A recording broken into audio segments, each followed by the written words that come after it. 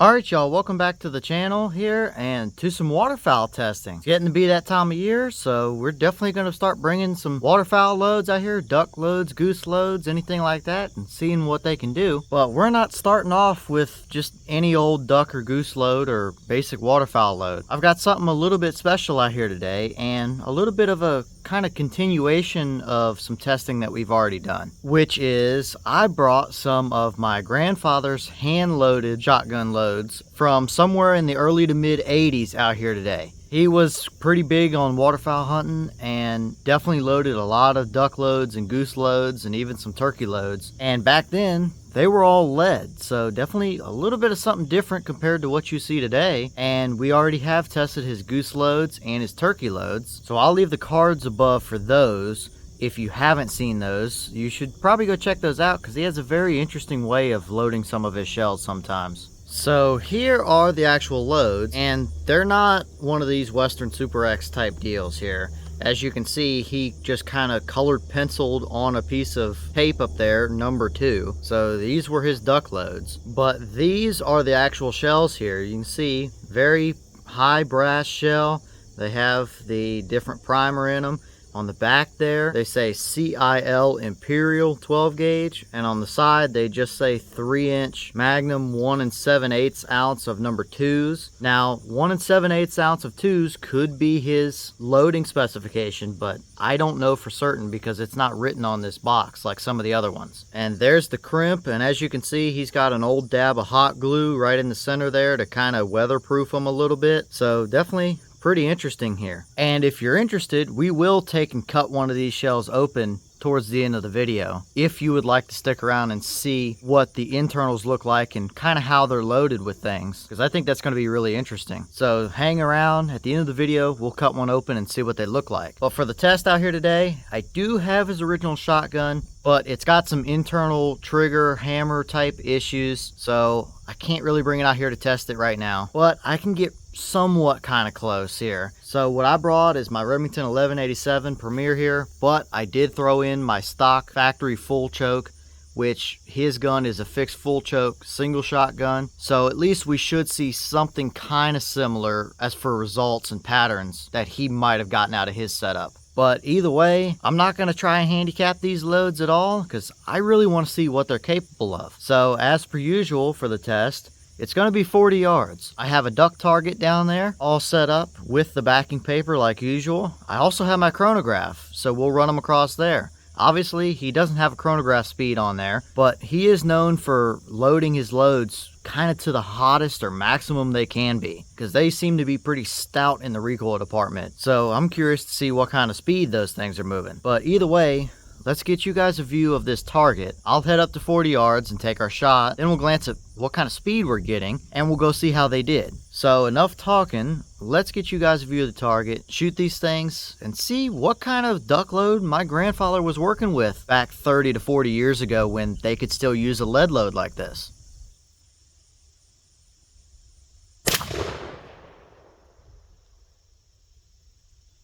Alright, so now we're looking at our chronograph, and this is about what I expected, to be honest with you, knowing him. We had 1368 through the chronograph, and that was a pretty stout recoil and load. So he definitely likes to load his stuff a little bit on the hot side. But there's no signs of any pressure or anything like that on any of the cases for anything that I fired of his. So he obviously knew what he was doing to some extent, I'd say. But 1368 through the chronograph, that's moving out relatively quick. But how did it actually perform downrange? Let's go check it out and see.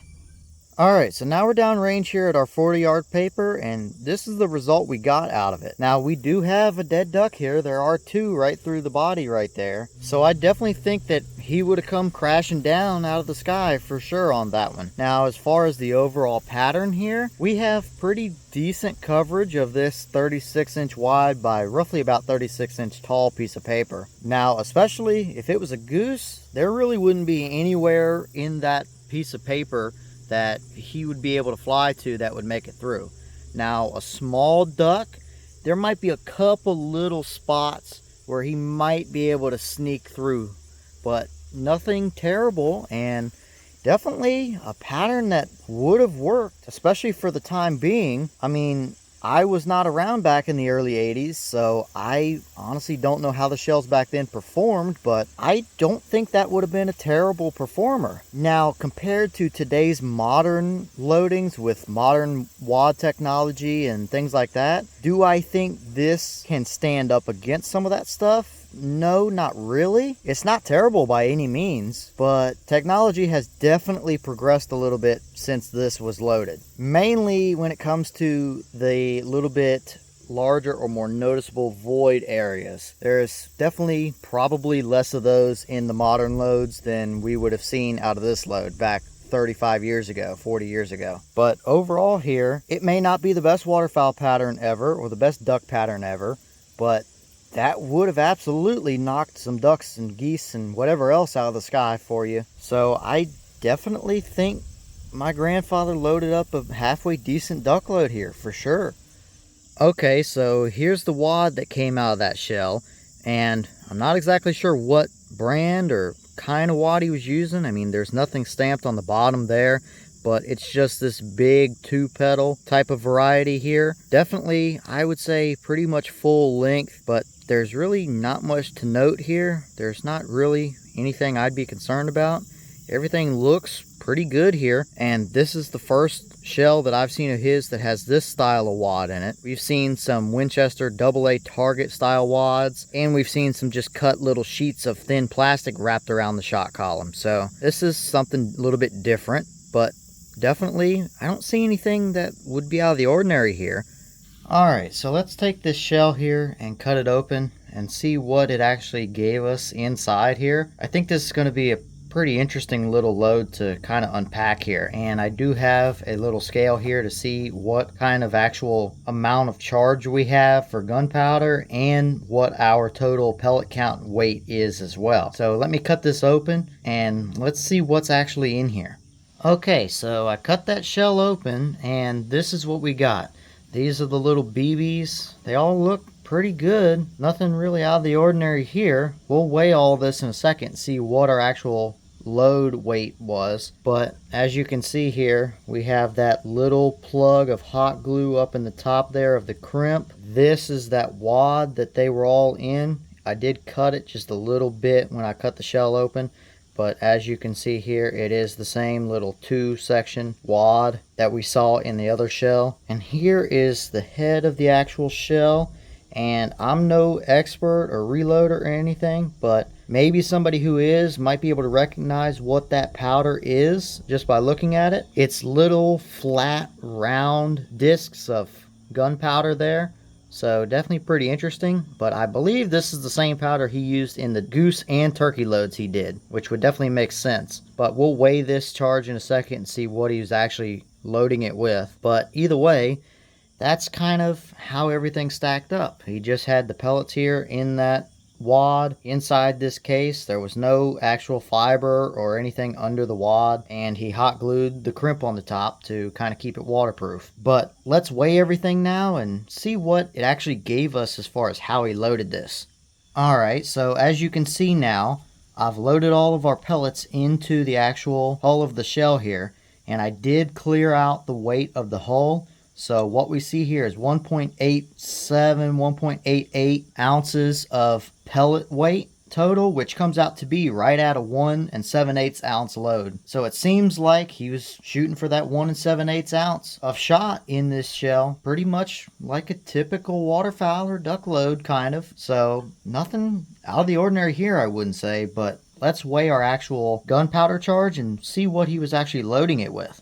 Alright, so here is our gunpowder, and although it's not absolutely a precise measurement, because there are a couple little flecks down here and stuff, and there's still a few stuck in the bottom of the actual shell, we got roughly 32, give or take a little bit, grains of whatever this powder is, which seems like pretty ballpark numbers, I would say. So it seems like he was relatively pretty normal, I would say, with the loads. But I'll say that they feel much hotter in the shoulders and across the chronograph than what I would typically expect out of loads like the ones he loaded. So either way, that's pretty interesting numbers for how he loaded this stuff. Alright y'all, well, what did you think about this performance that we saw today? Definitely not really a comparison, I wouldn't say, to a modern load, modern wad technology, that kind of stuff. But, I mean, for 35 or 40 years ago, that would absolutely knock some ducks and probably some geese out of the sky too. So clearly, he loaded himself a shell that got the job done. And, I mean, if he loaded as much as he did, then he probably had it figured out for his setup. But either way, I'm clearly not disappointed in that shell, and it very obviously would have gotten the job done. But what do you guys think about it? Let me know your thoughts in the comments. And should we bring these out here and maybe try them through some different chokes, or maybe the 835 and see what they do through that? Maybe that's something you guys want to see. If it is, then by all means let me know. But with that being said, I'm going to jump back to getting some more testing done, and there will be some more waterfowl loads coming over the next few weeks and stuff as well, so stay tuned for those if that's some stuff you might want to see. And speaking of that, we do have a channel Instagram now where you can see sneak peeks and stuff like that of tests and hunts and things like that that are going to be coming up. I'll leave the link in the description for that if you would like to go check that out. But on that note, I've got a bunch more testing to do for you guys, so I'm going to jump back to it, and I'll see y'all in the next one.